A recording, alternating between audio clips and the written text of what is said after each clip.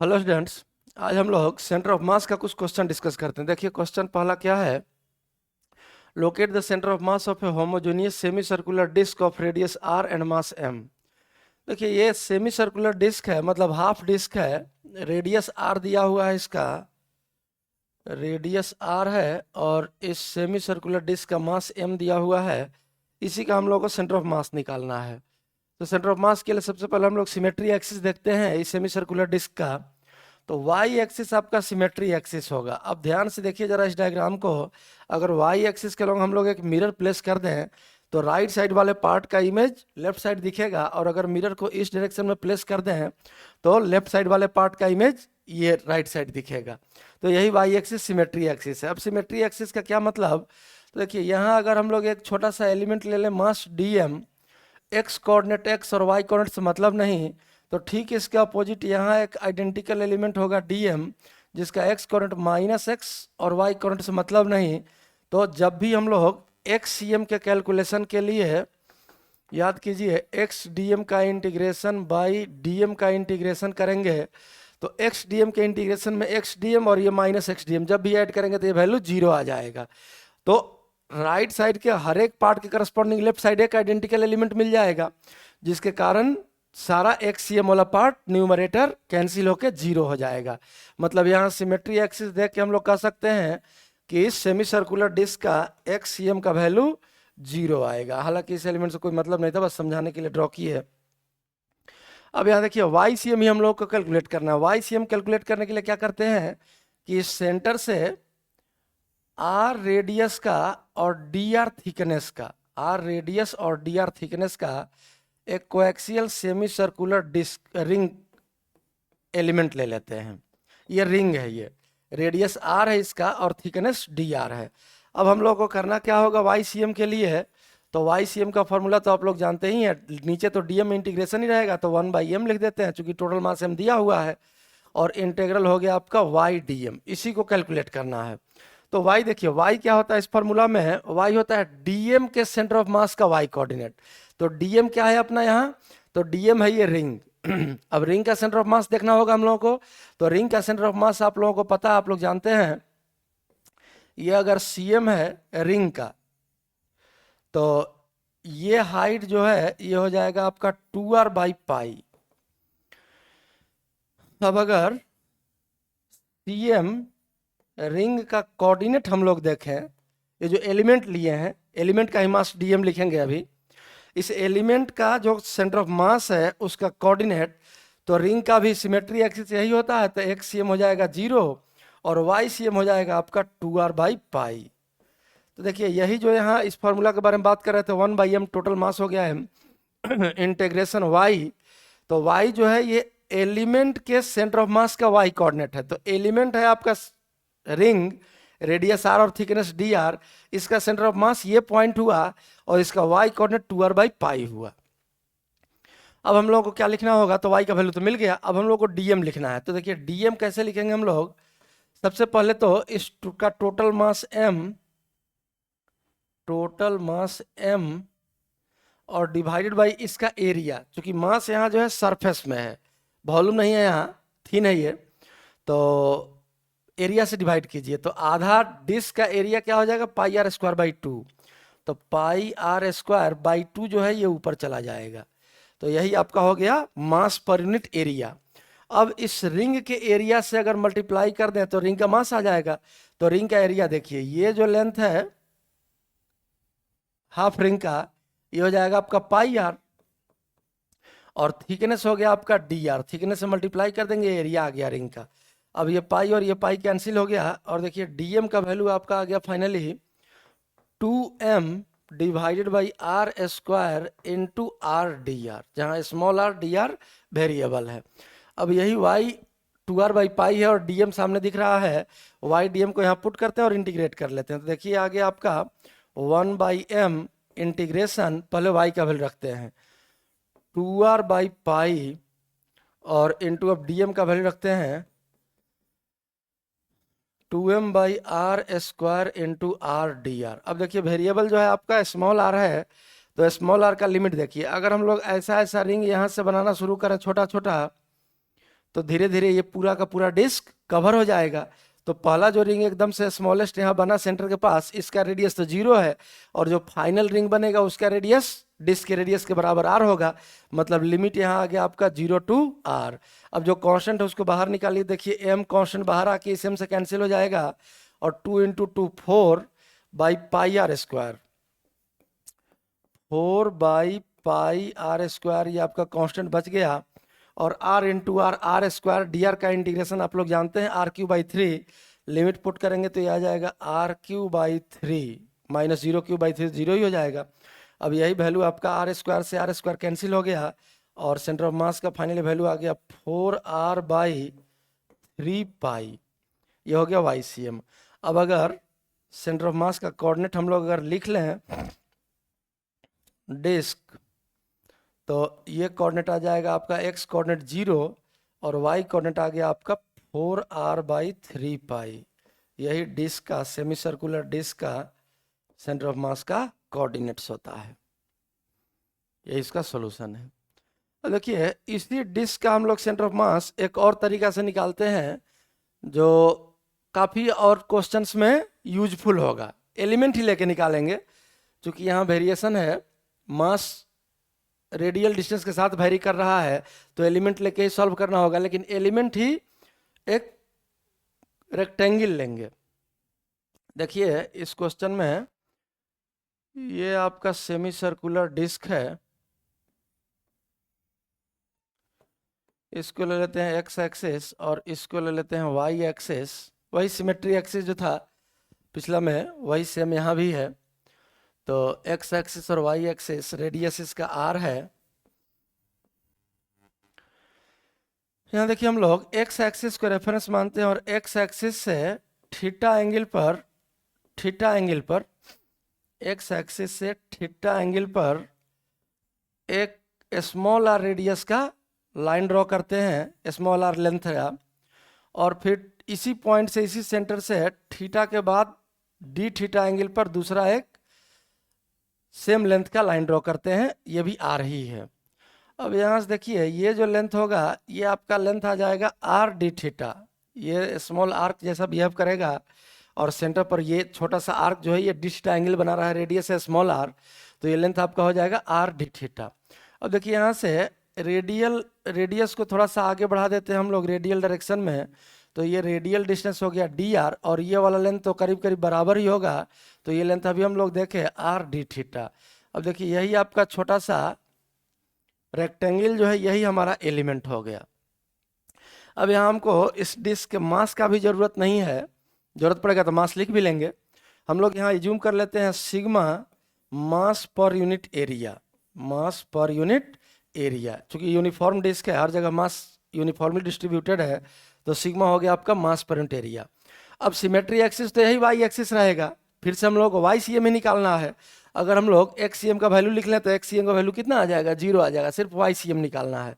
तो YCM में आपको पहले तो Y आएगा और फिर आएगा आपका DM। तो देखिए इस केस में Y का जो वैल्यू होगा, एलिमेंट यही छोटा सा रेक्टेंगल है, जैसे dr अगर बहुत स्मॉल है और d थीटा बहुत स्मॉल है, तो ये तो करीब करीब पॉइंट साइज का ऑब्जेक्ट हो गया, और पॉइंट साइज का ऑब्जेक्ट हो गया। देखिए इस पॉइंट का कोऑर्डिनेट कितना हो जाएगा, इस डायग्राम को ध्यान से देखिए, यही आपका x कोऑर्डिनेट है यहाँ से यहाँ, तो ये तो हो गया बेस r cos थीटा, और ये परपेंडिकुलर r sin थीटा। तो x कोऑर्डिनेट हो गया r cos थीटा और y कोऑर्डिनेट हो गया r sin थीटा। तो y का वैल्यू आ गया आपका कितना, r sin थीटा। और dm जब लिखना है हम लोगों को, तो देखिए dm का वैल्यू आ जाएगा आपका इस रेक्टेंगल का एरिया, तो एरिया हो जाएगा कितना, r/d theta into dr, length into width, length है dr, विड्थ है r/d थीटा, तो यही एरिया हो गया। और एरिया में सिग्मा से मल्टीप्लाई कर दे मास पर यूनिट एरिया से, तो यही हो गया dm, एलिमेंट का मास। और dm के सेंटर ऑफ मास का y कोऑर्डिनेट हो गया आपका r sin थीटा। अब टोटल मास का भी जरूरत पड़ता है हम लोगों को, तो टोटल मास अगर m लिखे हम लोग, तो देखिए सिग्मा मास पर यूनिट एरिया है, और इस टोटल एरिया से अगर मल्टीप्लाई कर दें तो टोटल मास निकल जाएगा। तो मास टोटल एरिया टोटल आ जाएगा इस सेमी सर्कुलर डिस्क का πr²/2, ये टोटल एरिया, और इनटू सिग्मा, ये टोटल मास हो गया। अब देखिए वाई सी एम का फॉर्मूला हम लोग यूज करें अगर, तो वाई सी एम का फॉर्मूला तो आप लोग जानते हैं 1/m integral Y D M. अब यहाँ सारा वैल्यूज पुट कर लीजिए, तो वाई सी एम का वैल्यू आपका आ गया वाई सी एम इक्वल्स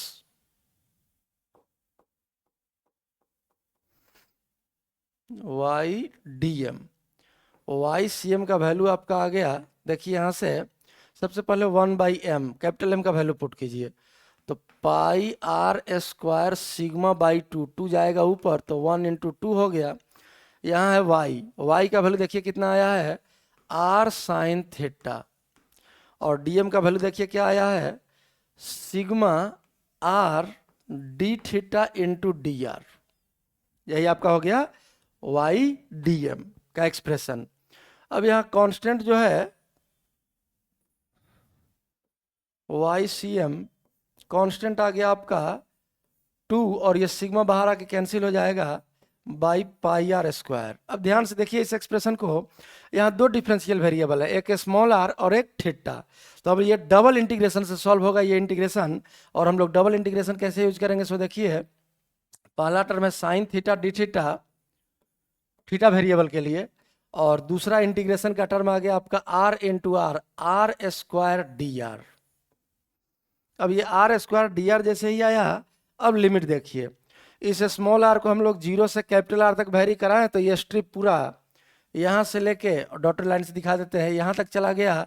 और ध्यान से देखिए, अब इसी स्ट्रिप को अगर हम लोग थीटा इक्वल 0 से पाई रोटेट कर दें, तो ये पूरा का पूरा डिस्क कवर हो जाएगा। ध्यान से देखिए फिर से ये लिमिट, स्मॉल आर को अगर हम लोग 0 से कैपिटल आर तक वेरी कराएं, तो ये सेंटर से लेकर और सरफेस तक यहाँ तक स्ट्रिप बन जाएगा ये, और इसी स्ट्रिप को अगर थीटा इक्वल्स 0 से थीटा इक्वल्स पाई तक रोटेट करा दें, तो ये पूरा disc semi circular disc cover हो जाएगा।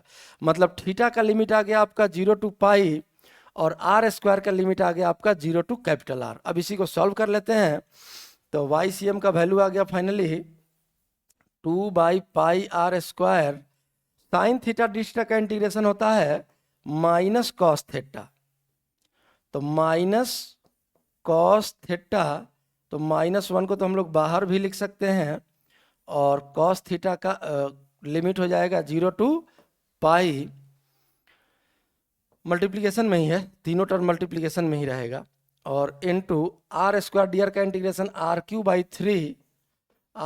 थ्री, और लिमिट हो जाएगा आपका 0 टू कैपिटल आर। तो ये वैल्यू देखिए कितना आ जाएगा कॉस पाई जानते हैं हम लोग -1, और माइनस कॉस 0 1, तो -1 कितना हो गया -2, पहले से माइनस है, तो ये माइनस माइनस +2 हो गया। तो देखिए अब ये वैल्यू जो आया आपका फाइनली हम यहाँ लिख देते हैं एक बार, 2 पहले से है, ये कॉस थीटा वाला इंटीग्रेशन लिमिट पुट करने पर +2 आया, इस माइनस साइन के साथ मल्टीप्लाई करने पर 2 × 2, यहाँ से लिमिट पुट करेंगे r³ into r³ divided by denominator देखें तो पाई आर स्क्वायर, यहाँ से कुछ नहीं आएगा, यहाँ से 3 आएगा, पाई आर स्क्वायर इंटू 3। अब ये वैल्यू अगर हम लोग सिंप्लीफाई कर लें, तो ये वाई सी एम का वैल्यू देखिए कितना आ गया, Y C M equals R square तो कैंसिल हो जाएगा 4r/3 पाई, और एक्स सी एम अगर यहाँ से हम लोग लिखें, तो एक्स सी एम तो सिमेट्री से हम लोग पहले ही देख चुके हैं 0, यही आपका इस सेमी सर्कुलर डिस्क का सेंटर ऑफ मास आ गया। इस मेथड से यहाँ डबल इंटीग्रेशन का यूज हुआ है, लेकिन इस मेथड को यूज करने के लिए आपको किसी भी फॉर्मूला को याद रखने का ज़रूरत नहीं है। जैसे देखिए इस सिचुएशन में हम लोग सेमी सर्कुलर डिस्क का सेंटर ऑफ मास निकाले हैं, तो इस केस में हम लोगों को रिंग के सेंटर ऑफ मास का फॉर्मूला याद होना चाहिए 2r/पाई। अगर ये फॉर्मूला नहीं याद रहेगा तो इस मेथड से आप सेंटर ऑफ मास नहीं निकाल पाइएगा। लेकिन इस मेथड में क्या है, इस मेथड में ये थोड़ा सा सुविधा है कि डबल इंटीग्रेशन देखने में लगता है कि डबल इंटीग्रेशन ये बहुत लेंदी नहीं है, बहुत भारी नहीं है, लेकिन आपको कोई भी एक्स्ट्रा फॉर्मूला याद करने का ज़रूरत नहीं है। सीधा सा आर और डी आर एलिमेंट लीजिए, रेक्टेंगल बन गया, आप पॉइंट मास ऐसा इसको सॉल्व कर लीजिए। खैर जो भी हो, सेमी सर्कुलर डिस्क का सेंटर ऑफ मास अगर सेमी सर्कुलर रिंग एलिमेंट लेके बनाते हैं तब ये है सॉल्यूशन, और अगर डबल इंटीग्रेशन का यूज करते हैं तब ये है सॉल्यूशन। अब हम लोग नेक्स्ट क्वेश्चन देखते हैं। देखिए इस क्वेश्चन में क्या है, locate the centre of mass of an annular semi circular disc of inner radius r1 and outer radius r2 as shown in figure. ये एनुलर डिस्क है, मतलब R2 रेडियस का सेमी सर्कुलर डिस्क था, उसमें से R1 रेडियस के disc को काट के रिमूव कर दिया गया है, तो बचे हुए सेक्शन को ही एनुलर डिस्क कहा जाता है। तो ये आधा हाफ है, तो इसलिए एनुलर सेमी सर्कुलर डिस्क कहलाता है ये। अब देखिए इसका सेंटर ऑफ मास निकालना हम लोगों को, तो हम लोग वही डबल इंटीग्रेशन वाला मेथड यूज करते हैं, जहाँ कोई रिजल्ट याद करने का जरूरत नहीं है। इसी एक्स एक्सिस को आप रेफरेंस मानिए और एक्स एक्सिस से थीटा एंगल पर एक रेडियस ड्रॉ कीजिए, और फिर थीटा के बाद डी थीटा एंगल पर दूसरा रेडियस, और सेम वही रेक्टेंगल एलिमेंट ले लेते हैं हम लोग। तो देखिए ये लेंथ हो गया आपका डी आर, और ये लेंथ आपका आ जाएगा आर डी थीटा। अब यहाँ हम लोगों को y लिखना होगा, dm लिखना होगा और m लिखना होगा, फिर इंटीग्रेट करना होगा। तो ध्यान से देखिए यहाँ ये जो एलिमेंट है, चूंकि dr और d बहुत छोटा है, तो फिर से ये पॉइंट, अब पॉइंट साइज के लिए x और y कोऑर्डिनेट अगर लिखे हम लोग, तो x कोऑर्डिनेट हो जाएगा r cos थीटा और y कोऑर्डिनेट हो जाएगा r sin थीटा। देखिए हम लोगों को यहाँ भी y एक्सिस सिमेट्री एक्सिस है, तो x तो यहाँ 0 ही हो जाएगा, तो सिर्फ y का जरूरत पड़ेगा एलिमेंट के सेंटर ऑफ मास का y कोऑर्डिनेट, वही y होता है फॉर्मूला में। YCM का ये जो फॉर्मूला हम लोग यूज करते हैं, कितना बार हम लोग डिस्कस कर चुके, इंटीग्रल y dm। तो y का जो वैल्यू होगा वो सेंटर ऑफ एलिमेंट के सेंटर ऑफ मास का y कोऑर्डिनेट, ये वैल्यू है r sin थीटा। अब यहाँ सिग्मा एज्यूम कर लेते हैं मास पर यूनिट एरिया। तो देखिए अब dm का वैल्यू हम लोग लिख सकते हैं सिग्मा मास पर यूनिट एरिया इंटू एरिया इस रेक्टेंगल का हो जाएगा r D theta into D R, और टोटल मास से डिवाइड करना होता है, ये टोटल मास m, तो m का वैल्यू हम लोग लिख सकते हैं, देखिए सिग्मा मास पर यूनिट एरिया इंटू ये आधा वाला एरिया लिखिए पहले, पूरा एनुलर मत नहीं मान के, R2 रेडियस का, तो ये हो गया pi R2 square by 2, half disc का एरिया हो गया। और इसमें से अगर सब्ट्रैक्ट कर ले हम लोग पाई R1 स्क्वायर बाई 2, तो ये बचे हुए पार्ट का एरिया हो गया, और सिग्मा से मल्टीप्लाई कर दिए तो ये टोटल मास निकल गया एनुलर सेमी सर्कुलर डिस्क का। अब आइए इस एक्सप्रेशन को हम लोग इंटीग्रेट करके सॉल्व कर लेते हैं। YCM equals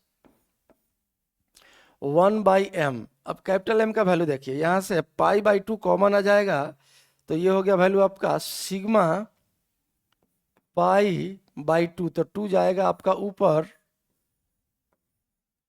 2 by sigma pi हो गया, और डिनोमिनेटर में ही रहेगा R2 square minus R1 square.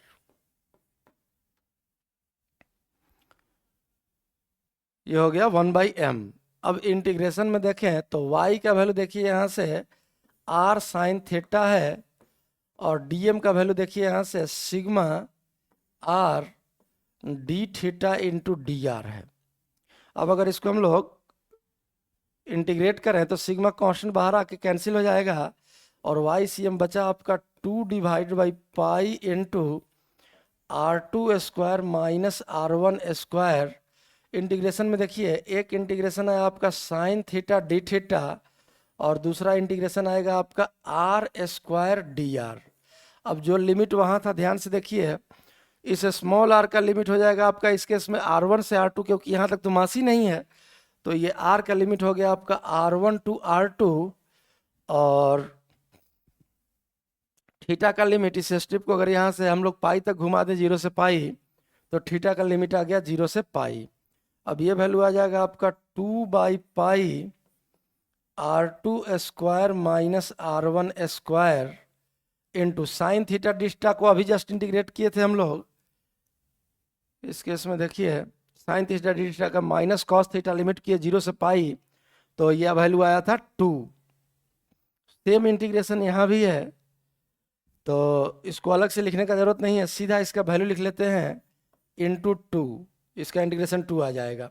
Are square D R का r³/3 लिमिट जब पुट करेंगे तो 1/3 R2³ माइनस R1³, यही वैल्यू आ गया, और यही आपका सेंटर ऑफ मास का y कोऑर्डिनेट हो गया। अगर इसको हम लोग सिंप्लीफाई करें तो ये वैल्यू देखिए कितना आ जाएगा, 4/3 पाई, और r2³ माइनस r1³ को अगर हम लोग ब्रेक कर लें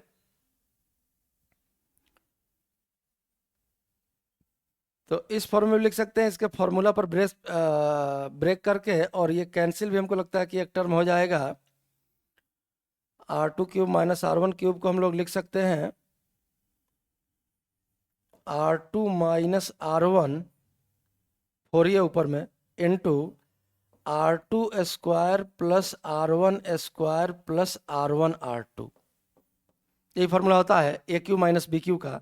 उसी फॉर्मूला पर इसको ब्रेक कर दिया गया है, और डिवाइडेड बाई 3 पाई तो लिख ही लिए कांस्टेंट, इसको हम लोग लिख सकते हैं r2 minus r1 into r2 plus r1। और अब यहाँ से r2 माइनस r1 वाला वैल्यू कैंसिल हो जाएगा, और फाइनली हम लोग YCM का फॉर्मूला लिख सकते हैं। YCM equals 4r1² plus r2² plus r1r2 divided by 3 pi r1 plus r2। And XCM तो सिमेट्री से हम लोग देख ही चुके हैं, XCM इक्वल्स 0। यही इस क्वेश्चन का सॉल्यूशन है। तो देखिए ये डबल इंटीग्रेशन का यूज करने से हम लोगों को कोई एक्स्ट्रा फार्मूला याद करने का जरूरत नहीं है, और यही आपका सॉल्यूशन है। एक और क्वेश्चन देखते हैं हम लोग। Find the distance of centre of mass from point O of a thin uniform plate having the shape of a sector of a circular disc of radius r subtending an angle 2 theta at the center O as shown in the figure। देखिए ये disc का ही एक section है, part है जो काट के निकाला गया है। O इस डिस्क का सेंटर था, रेडियस r है, और 2 थीटा एंगल बना रहा है। तो थीटा हो जाएगा ऊपर और थीटा हो जाएगा यहाँ से नीचे। इस केस में भी एक काम करते हैं हम लोग, इसी एक्स एक्सिस को रेफरेंस ले लेते हैं, इसका भी सेंटर ऑफ मास ही निकालना है। Find the distance centre of mass from point O point से सेंटर ऑफ मास का डिस्टेंस चाहिए हम लोगों को।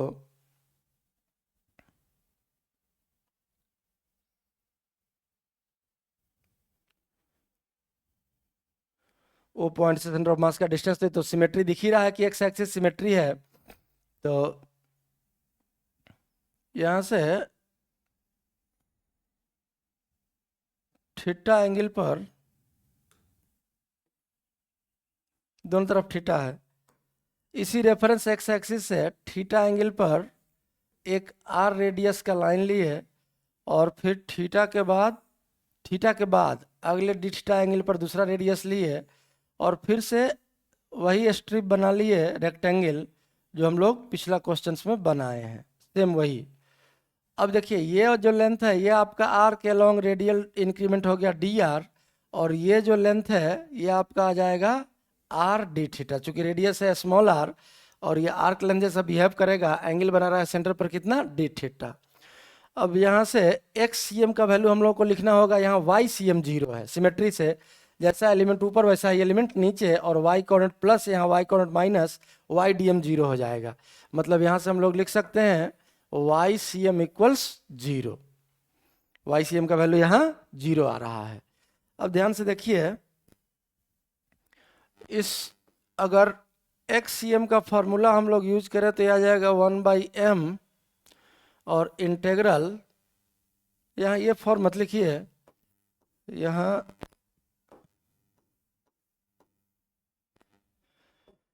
Integral x dm by integral dm, यही फॉर्मूला यूज करेंगे हम लोग। तो पहले x का वैल्यू देखिए कितना आएगा, x इक्वल्स, इस एलिमेंट का कोऑर्डिनेट लिखना है तो यहाँ से परपेंडिकुलर डालिए, ये हो गया r, तो r cos theta x coordinate हो जाएगा इस एलिमेंट का, यही सेंटर ऑफ मास का x कोऑर्डिनेट है। तो सेंटर ऑफ मास का कोऑर्डिनेट जब लिखेंगे तो r cos थीटा और y coordinate r sin theta. तो हालांकि y कोऑर्डिनेट से हमको मतलब नहीं है, YCM तो 0 ही होगा, देख चुके हैं। x का वैल्यू आ गया आपका r cos थीटा, और डीएम का वैल्यू अगर लिखें तो डीएम इक्वल्स आ जाएगा सिग्मा मास पर यूनिट एरिया, मान लीजिए सिग्मा एज्यूम कर लेते हैं, मास पर यूनिट एरिया, और रेक्टेंगल का एरिया हो गया फिर से R D theta into D are, यही डीएम हो गया। अब हम लोग एक्स सी एम सॉल्व करने का कोशिश करते हैं, तो देखिए X C M equals integral X, पहले देखिए एक्स, एक्स का वैल्यू देखिए यहाँ से कितना है आर कॉस थीटा, फिर डीएम, डीएम का वैल्यू देखिए कितना है sigma R D theta D R, divided by DM का इंटीग्रेशन के लिए डीएम का वैल्यू पुट कीजिए sigma R D theta D R. अब इस डबल इंटीग्रेशन को दो वेरिएबल है चूंकि अलग अलग सेपरेट कीजिए, तो सिग्मा कांस्टेंट बाहर आके कैंसिल हो जाएगा, और ऊपर का इंटीग्रेशन आएगा आपका, देखिए ध्यान से R into R, R square D R, और थीटा वाला इंटीग्रेशन आ जाएगा आपका cos theta into D theta, और डिवाइडेड बाई डिनोमिनेटर वाला क्या कोऑर्डिनेट आएगा, सिग्मा कैंसिल हो चुका है, एक इंटीग्रेशन आया आर डी आर और दूसरा इंटीग्रेशन आया डी थीटा। अब जरा लिमिट देखिए हम लोग कैसे लिमिट रखते हैं, तो देखिए कई बार बताया गया है एलिमेंट रेफरेंस है, रेफरेंस आपका यहाँ एक्स एक्सिस है, रेफरेंस से एलिमेंट के डायरेक्शन में लिया गया लिमिट पॉजिटिव और एलिमेंट के अपोजिट लिया गया लिमिट नेगेटिव, तो ये अगर टोटल 2 थीटा एंगल है तो एलिमेंट के डायरेक्शन में भी थीटा हुआ ये प्लस हो जाएगा, और एक्स एक्सिस से रेफरेंस के अपोजिट डायरेक्शन में एंटी क्लॉकवाइज सेंस में ये भी एंगल थीटा ही है, तो ये लिमिट माइनस हो जाएगा। मतलब लिमिट अगर हम लोग पुट करें थीटा का तो यहाँ जाएगा माइनस थीटा से प्लस थीटा, माइनस थीटा से प्लस थीटा, और आर का लिमिट तो कितना हो जाएगा, ये तो 0 से आर तक ही रहेगा, 0 से कैपिटल आर, 0 से कैपिटल आर। अब अगर इसको हम लोग सिंप्लीफाई करें तो देखिए आर स्क्वायर डी आर का इंटीग्रेशन हो जाएगा R cube by 3, limit put करेंगे capital R cube by 3 minus 0 cube by 3 equals ये हो गया आपका आर क्यूब बाई 3 पहला टर्म, इनटू कॉस थीटा का, देखिए कॉस थीटा का इंटीग्रेशन आ जाएगा आपका साइन थीटा, और साइन थीटा में जब लिमिट पुट करेंगे तो पहला टर्म आ गया आपका साइन थीटा माइनस, दूसरा टर्म साइन माइनस थीटा, तो जानते हैं आप sine minus theta equals minus sine theta, तो माइनस बाहर आके प्लस साइन थीटा ही हो जाएगा ये, और divided by R D R का हो गया R square by 2, limit put कर देंगे 0 टू आर, तो ये हो जाएगा आर स्क्वायर बाई 2, और इन टू डिस्टा का इंटीग्रेशन आ गया theta, theta minus minus theta, minus minus plus हो जाएगा, ये हो गया आपका 2 थीटा। अब इसी को सिंप्लीफाई कर लेना, देखिए यहाँ से 2 और ये 2 कैंसिल हो गया, तो डिनोमिनेटर में बच गया आर स्क्वायर थीटा। अब अगर इस वैल्यू को हम लोग सिंप्लीफाई कर लें तो दिस इम्प्लाई यहाँ से लिख सकते हैं एक्स सी एम इक्वल्स, ये तो 2 साइन थीटा हो गया, न्यूमरेटर में बचा आपका, और आर स्क्वायर कैंसिल ही हो जाएगा, आर स्क्वायर ऊपर में आर क्यू है तो आर स्क्वायर कैंसिल हो गया, और आर बचा यहाँ, तो ये बचा आर इंटू 2 साइन थीटा